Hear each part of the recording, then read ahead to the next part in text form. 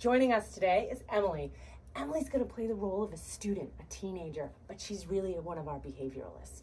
So if you have a student that's walking through the halls and maybe bumping into the walls or pulling things down or touching things as they travel down the hall, that student needs way more proprioceptive feedback.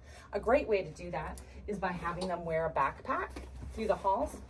If they continue to touch things or you know that they're going to be touching things and pulling them down, you could have them carry something as well. If you have a younger student, you could certainly find something that's heavy that they could carry through the halls that would keep them from touching those things.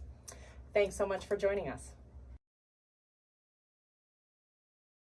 I'm Dr. B, and this is Jewel. Today we're going to talk about if you're working with a student that is a little agitated.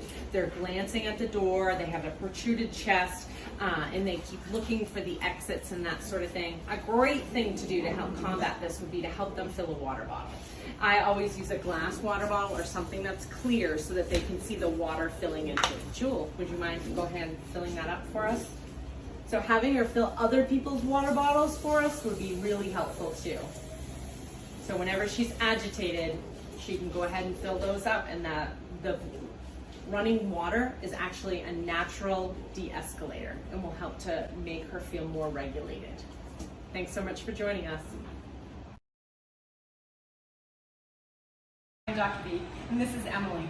So if you've got a student who is not really willing to engage, they're slumped over, they're really lethargic, they're disengaged, oftentimes like teenagers at the beginning of the day because their bodies just don't want to get up and move at that time. It's a great time to use vestibular feedback because their bodies need that. So you could give them a spin in a spinny chair.